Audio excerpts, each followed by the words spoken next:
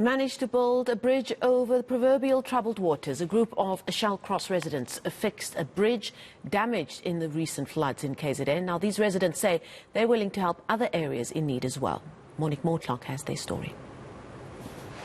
The Pompene River Bridge in Shallcross couldn't withstand the power of the floods.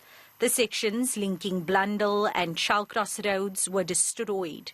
Some residents realized help wouldn't come from government quickly enough, so they enlisted the help of community activists. They came up with the idea that this was going to be an essential project to tackle because of what was happening, but protests outside the area, our area was completely gridlocked in. Our people literally were held hostage within their own community with protest action at the various key points, exit and ingress into our community. They came up with the idea, they put a team together, and then we hit the ground running. The residents brought in engineers and the eThekwini municipality. But they were the ones who did all the work, and after 12 days, the bridge was built and motorists could once again travel from Shallcross to Blundell Road. This is the first time I'm crossing the bridge after it has been repaired. Sure. Really appreciate it. Thank you, guys. But who will be held accountable should the structure that was rebuilt collapse?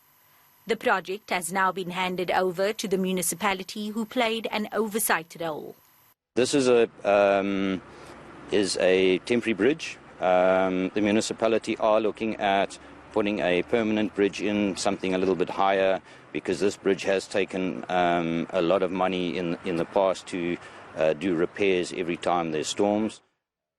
Meanwhile, the Provincial Transport Department says if communities build their own infrastructure without consulting government and something happens, then it's their responsibility. We know that we suffered serious floods in KwaZulu-Natal.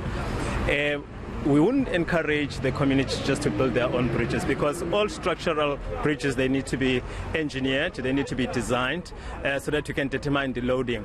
So those bridges, then they need to be safe. So you don't want a situation where people die because of those and then causes more accidents. But in the case of Pompene, the municipality was consulted and did its own checks.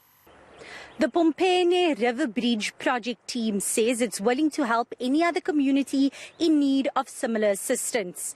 It's tackling the Hans-Detman Bridge in North D next, but it says it wants to work in partnership with government on future projects.